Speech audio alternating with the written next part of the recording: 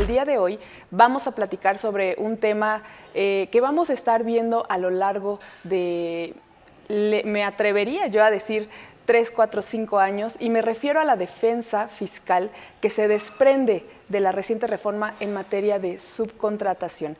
Insisto, es un gusto estar nuevamente aquí con ustedes y sin mayor preámbulo, si me lo permiten, vamos a dar inicio. En primer momento tenemos que hacer forzosamente un recuento del contexto legislativo. ¿A qué me refiero? ¿Qué es lo que está pasando en cuanto a reformas, en cuanto a publicación de modificaciones, en cuanto a la norma que se ha estado pues modificando, todo el contexto legislativo, todo el sistema normativo mexicano que se ha visto modificado a raíz de esta pues ya muy sonada reforma en materia de subcontratación?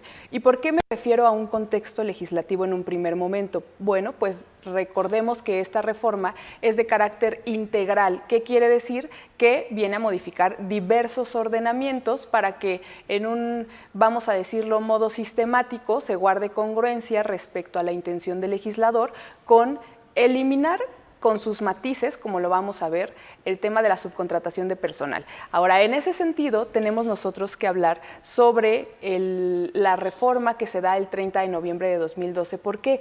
Porque este constituye justamente el antecedente de la modificación que recientemente tuvimos y de la cual vamos a platicar a lo largo de esta mañana, pero es importante, insisto, señalar que en 2012 es cuando se regula el tema de la subcontratación o el bien denominado outsourcing. ¿A qué me refiero? Miren, mucho se ha hablado sobre la prohibición, una supuesta prohibición, vamos a manejarlo así, del outsourcing. Sin embargo, insisto, esto tiene sus matices porque si bien es cierto, lo vamos a analizar, en el artículo 12 de la Ley Federal del Trabajo se maneja la prohibición de la subcontratación de personal. En un artículo siguiente, que es el 13 de la Ley Federal del Trabajo, se señala que estará permitida la subcontratación cuando de obras o servicios especializados se trata. Entonces, aquí, insisto, esto es un tema del cual ya se ha platicado, ya ha habido pues varios videos en donde ustedes pudieran ver este primer tema del cual les estoy hablando. Sin embargo,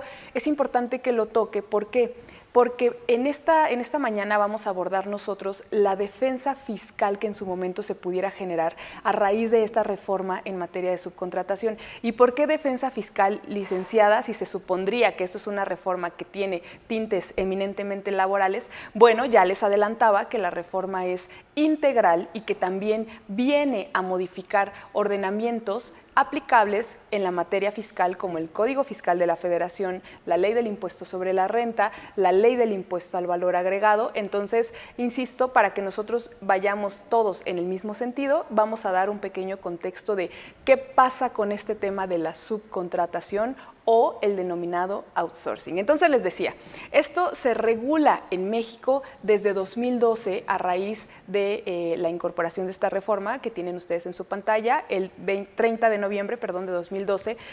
¿A raíz de qué se da esta incorporación? Bueno, México ya se estaba quedando un poquito atrás cuando de temas de subcontratación se hablaba, porque en otros países ya se regulaba y bueno, México tenía este problema y eso evidentemente limitaba nuestras expectativas de competencia a nivel internacional.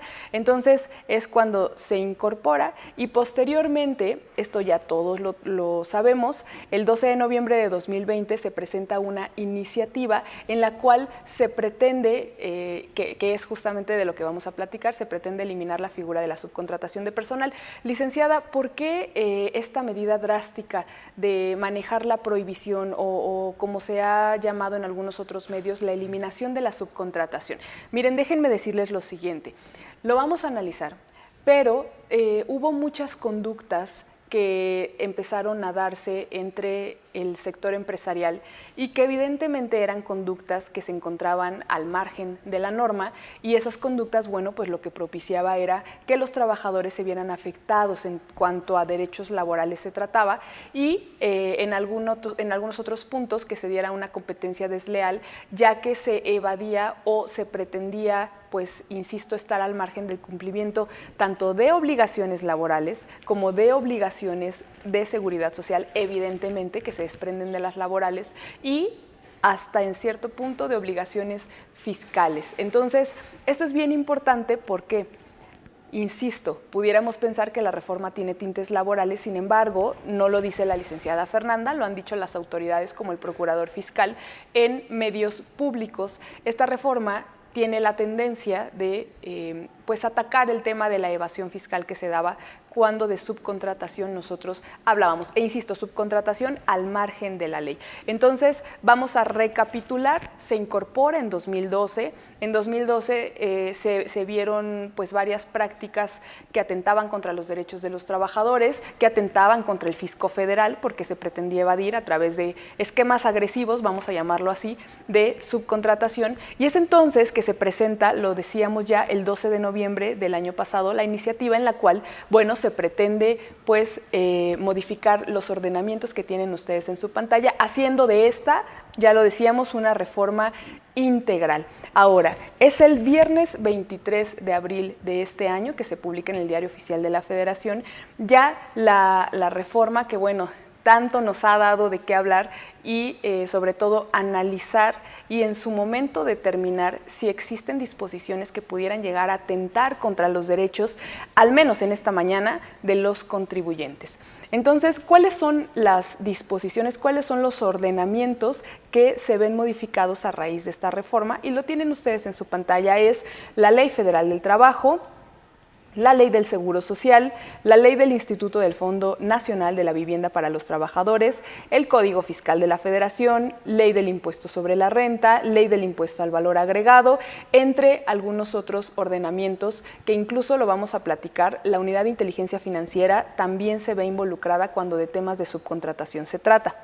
Ahora, esta es la base de la reforma. Este artículo que tienen ustedes en su pantalla es de donde se desprende absolutamente todo lo demás. Fíjense, por favor.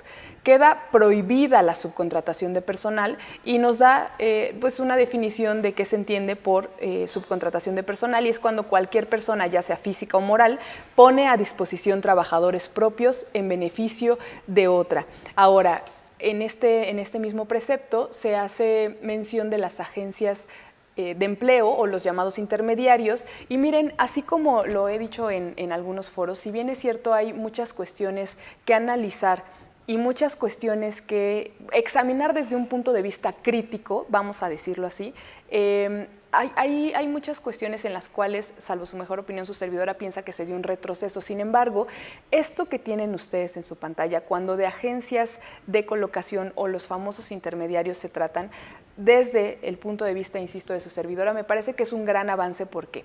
Porque no prohíbe que se lleven o que se sigan dando estas agencias de colocación, pero lo que sí hace es limitar sus actividades y decir a través de esta reforma que los intermediarios solo podrán participar en lo concerniente a reclutamiento, selección, entrenamiento del personal, capacitación, poner a disposición de lo que en su momento ya sería el patrón, esta base de datos para que sea este sujeto quien tome la decisión de a quién contratar, pero en ningún momento podrá adjudicarse o, vamos a decirlo, quitarle las obligaciones patronales, evidentemente, y por ello hace un límite en estas agencias de colocación que, insisto, es algo bastante rescatable de la reforma.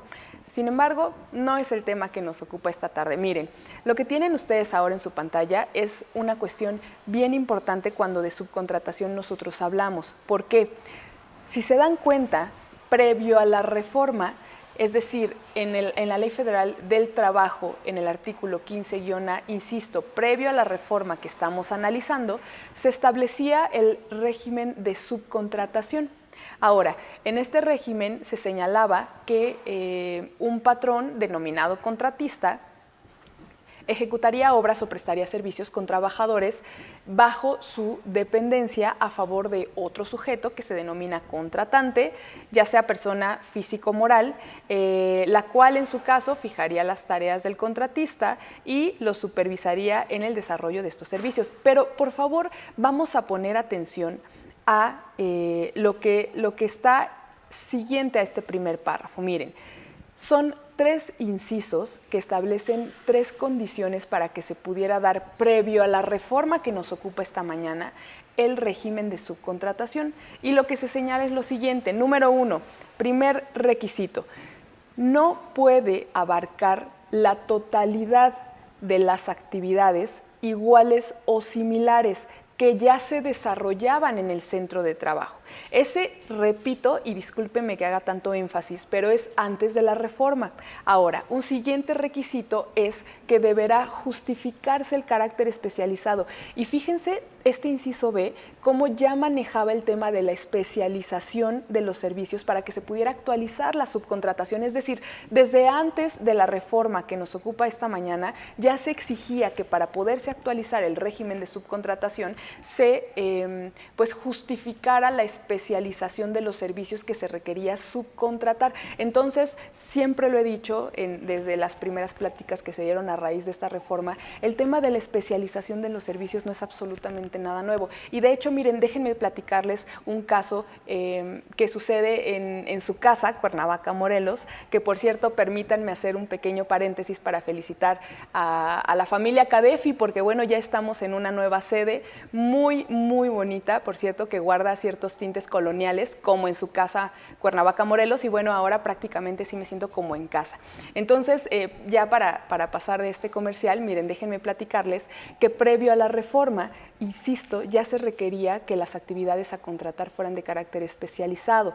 Entonces, licenciada, esto quiere decir que la reforma vino a prohibir como tal la subcontratación de personal que se venía manejando previo a esta reforma, y la respuesta sería no.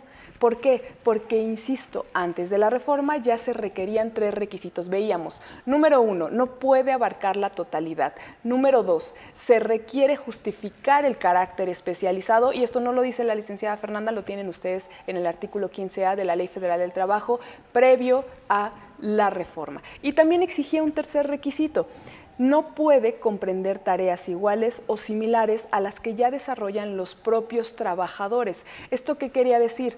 Que entonces, si yo iba a subcontratar, la ley previo a la reforma me exigía, número 1, que no sea la totalidad de la nómina, número 2, que justifique que necesito contratar a trabajadores que tienen cierta especialización para que pues saquen ese servicio, ese trabajo, número 3, que no pudieran llevar a cabo actividades iguales a los trabajadores que yo ya tengo, porque entonces se rompe con el esquema de que son trabajadores especializados si ya mis trabajadores ejecutan esas actividades.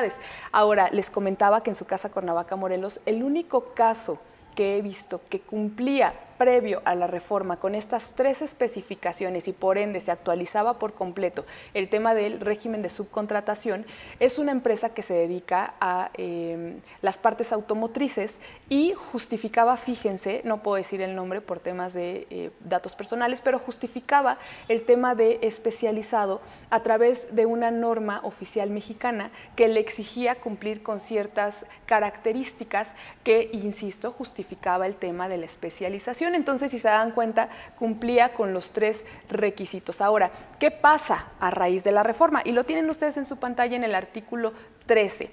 El primer elemento que se señala es, se va a permitir la subcontratación de servicios especializados o de ejecución de obras especializadas, señalando este pequeño concepto que es que no formen parte del objeto social. Ahora, mucho se ha dicho también que este tema del objeto social se propuso desde el año 2012, sin embargo, al final del día no fue aprobado y solamente se publicó el artículo 15A, como lo tienen ustedes en su pantalla. Entonces, si nosotros volteamos un poquito hacia atrás, nos podremos dar cuenta que la intención del legislador al final del día era la misma. Ahora, en esta reforma ya se establece que no deben formar parte del objeto social ni de la actividad económica preponderante de la beneficiaria de estos. Miren, aquí voy a hacer un pequeño paréntesis también. Esta mañana no es el objetivo entrar a analizar el tema como tal de subcontratación, es decir, cuestiones laborales o, en su caso, cuestiones contractuales. Lo que nos ocupa es la defensa fiscal que se desprende del tema de subcontratación, pero es importante que partamos, bueno, de la esencia. Ahora, me están mandando las preguntas que muy amablemente nos hacen llegar. Les pido, por favor, que me hagan llegar todas sus dudas, todos sus comentarios, que miren que justamente las dudas son las que extraen información de valor, sobre todo cuando se trata de dudas de la práctica. Nos dice Alberto, muy buen día. ¿Cuál sería la diferencia desde su punto de vista entre la subcontratación y la contratación de personal? Mire, lo voy a tratar de decir de una forma muy sencilla y práctica. Cuando nosotros hablamos de contratación existen 2 sujetos. Cuando nosotros hablamos de subcontratación existen 3 sujetos. De hecho, se entendería que existe un primer contratado y un segundo que subcontrata. Ahora, en cuanto a términos, la cuestión de outsourcing, de subcontratación, insourcing, bueno, insisto, esto tiene mucho que ver cuando analicemos el punto toral de la reforma en materia de subcontratación, pero palabras muy prácticas, en términos muy sencillos, la contratación se da entre 2 sujetos, la subcontratación ya interviene un tercero, ¿no? Y miren, esto es una pregunta bien importante porque justamente esta duda es la que en algún momento hacía que tuviéramos problemas en cuanto a requerir el registro, el famoso REPSE que emite la Secretaría del Trabajo y Previsión Social, del cual vamos a platicar, pero justamente esta duda es la que origina que se incurra en equivocaciones al momento de exigir este famoso registro en contrataciones o en actividades en donde no se necesita. Esta pudiéramos llegar a pensar que es una pregunta que no sucede en la práctica o cuya respuesta es bastante obvia. Sin embargo, ya cuando nosotros, repito, nos topamos en cuestiones prácticas, se llega a dar muchísima confusión y se pide este registro o la autorización emitida por la Secretaría del Trabajo y Previsión Social cuando no se necesita. Entonces, aquí hay que tener mucho cuidado. ¿Por qué? ¿Qué es lo que se da? Si bien es cierto, no en la norma, pero sí el fenómeno económico práctico. Los empresarios o los sujetos que se ven en este tipo de actividades evitan llevar a cabo la contratación o en su caso la subcontratación cuando no se exhibe este famoso registro, que es un símil de lo que pasó con la famosa retención del 6% del impuesto al valor agregado, pero bueno, ese es punto y aparte. Entonces, se llega a tomar decisiones con base en este principio, en el decir, bueno, más vale, ¿no? Más vale tener el registro o más vale en este caso hacer la retención. Es bien importante que nosotros sepamos pues de forma correcta en qué casos sí y en qué casos no debemos nosotros exigir o proporcionar este famoso registro. Y fíjense que justamente esos errores se desprenden de la pregunta que muy amablemente nos hace llegar Alberto, en el sentido de cuándo nos encontramos ante una subcontratación y cuándo se trata simplemente de una contratación. Caso en el cual, en este último, bueno, pues no aplicaría ninguno de los supuestos que vamos a analizar. Bien, espero haber dado respuesta a su pregunta. De lo contrario, por favor, háganmelo llegar. Ya saben perfectamente que si no les doy respuesta, de que amplío sus preguntas, eso es un hecho. Eso sí está garantizado. Bien. Miren, nos hace llegar Salvador una pregunta, nos dice, licenciada Fernanda, mi nombre es Salvador Reyes, muchas gracias, muy buen día Salvador Reyes, ¿pudiera indicarme por favor qué es un trabajo especializado? Mira Salvador, hay 3 tipos de preguntas. La primera pregunta es la que tengo que contestar en ese momento porque no vamos a hablar de ella en las siguientes diapositivas o en las siguientes láminas. La segunda pregunta es la que te voy a pedir que me des unos minutitos para entrar con estos primeros temas, para dar esta introducción, porque vamos a abordar ese tema con toda la calma y vamos a abundar al respecto. Y el tercer tipo de preguntas es aquel que no tiene una respuesta como tal, ya sea porque no existe un antecedente o porque no hay ningún parámetro o porque está sujeto a interpretación, que con toda confianza y honestidad te lo diré. Y en este caso, tu pregunta es del número 2, es decir, vamos nosotros a entrar al análisis con toda la calma y puntualidad de este tema de los servicios especializados en las siguientes diapositivas porque lo necesitamos tocar, ya que esto en su caso pudiera dar pie a temas de defensa. ¿Te parece bien? Entonces, acompáñame en esta transmisión para que en su momento te dé puntual respuesta. Entonces, vamos a continuar con esta introducción y posteriormente ya empezaremos a analizar ¿qué argumentos o qué posibles transgresiones a derechos de los contribuyentes se pudieran generar a raíz de esta reforma en materia de subcontratación que decíamos, al ser integral, toca temas fiscales? Y aprovecho también para darle la bienvenida a todos aquellos, a todas aquellas personas que nos acompañan a través de Facebook Live para comentarles que estamos analizando la defensa que en materia fiscal se pudiera llegar a desprender cuando de reforma de subcontratación nosotros estamos platicando. Y justamente en estos minutitos les decía que al ser una reforma integral, bueno, pues toca diversos ordenamientos, diversas disposiciones, y eso quiere decir que son distintas las materias en las cuales nosotros pudiéramos generar una defensa.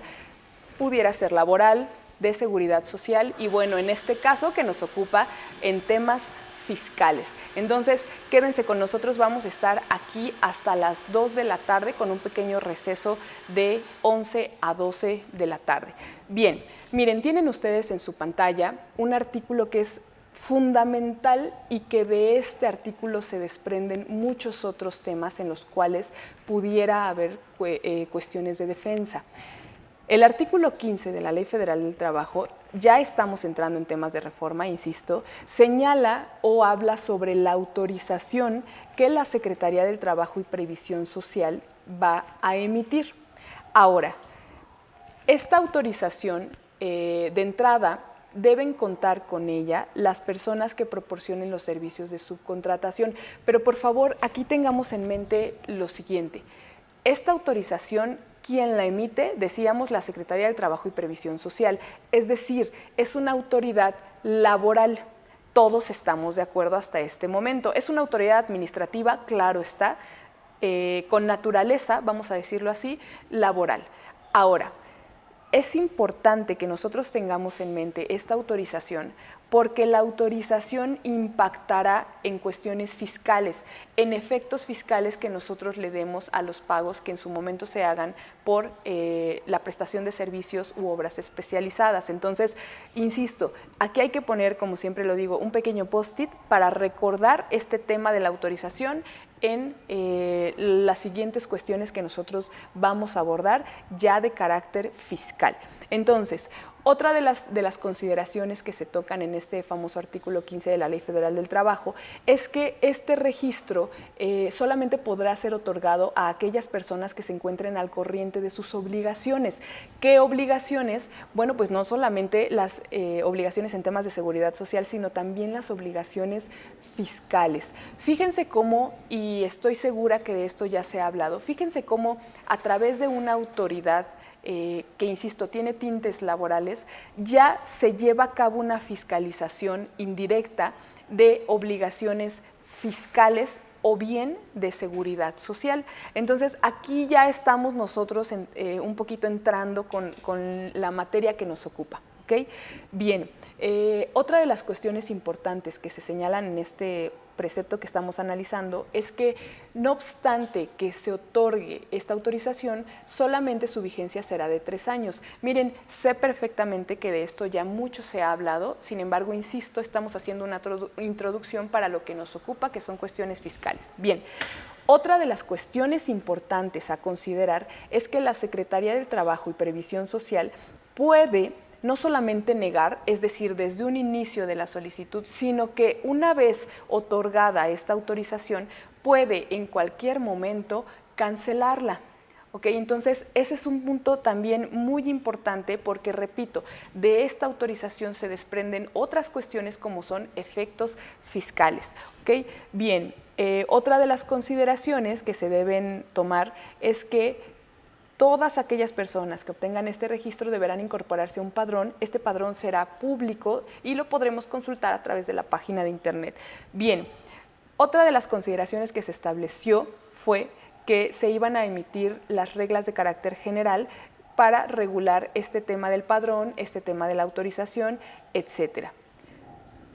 Resulta que el lunes 24 de mayo de este año, bueno, se emiten las famosas reglas de carácter general de las cuales hemos estado platicando.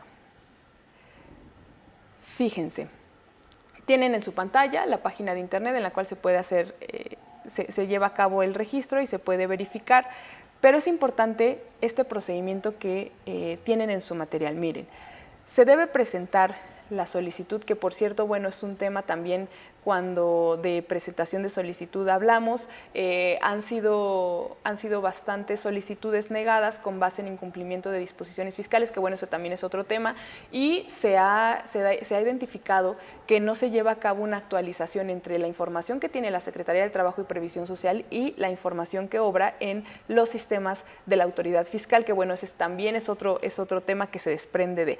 Pero miren, el procedimiento para el registro: se debe presentar la solicitud, existe un plazo de 20 días para que la Secretaría del Trabajo y Previsión Social lleve a cabo un pronunciamiento. Ante la omisión, el solicitante debe requerir. Si en 3 días no se resuelve, bueno, pues entonces tendremos nosotros una afirmativa ficta. Ahora, ¿qué es una afirmativa ficta? Esto se da en materia administrativa cuando, miren, el legislador entiende perfectamente temas de carga de trabajo, entiende que muchas veces las autoridades omiten dar respuesta a las peticiones, solicitudes o promociones ingresadas por cualquier ciudadano. Entonces, en aras de no dejar en un estado de indefensión a los ciudadanos, el legislador crea lo que conocemos como la afirmativa ficta o la negativa ficta, dependiendo del supuesto. Ahora, la afirmativa ficta es como tal una respuesta ficticia a nuestra solicitud. Entonces, cuando nosotros no obtenemos una respuesta expresa, es decir, no tenemos un documento o una resolución emitida por la autoridad a quien nosotros le giramos o le presentamos esa solicitud, bueno, para no quedar en estado de indefensión respecto de nuestras actividades, si vamos a llevarlas a cabo o en este caso no podríamos nosotros tener la autorización, el legislador actualiza, repito, lo que se denomina la afirmativa ficta y entendemos que tenemos una respuesta ficticia en sentido positivo. Ahora, esta figura jurídica en algunos otros ordenamientos se modifica y no es afirmativa ficta, es negativa ficta. Es decir, cuando nosotros en algún tema administrativo solicitemos ya sea una autorización o solicitemos una constancia o solicitemos alguna licencia, en ese tipo de supuestos lo que se maneja es una negativa ficta. ¿Esto qué quiere decir? Que el ciudadano tiene dos posibilidades, ya sea, vamos a llamarlo 3. Número 1, esperar la contestación expresa de la autoridad. Número 2, y si gustan con mucho gusto lo podemos platicar más adelante, presentar un amparo en tema de derecho de petición. Insisto, lo podemos ver más adelante, aunque no forma parte del tema, pero es importante. O 3, impugnar esta resolución o esta contestación ficticia ante un tribunal administrativo. Esto, por ejemplo, en temas fiscales se da, y les voy a poner un ejemplo. Cuando nosotros presentamos un recurso de revocación, presentamos el recurso de revocación y resulta que la autoridad no resuelve en el plazo que el Código Fiscal de la Federación lo otorga.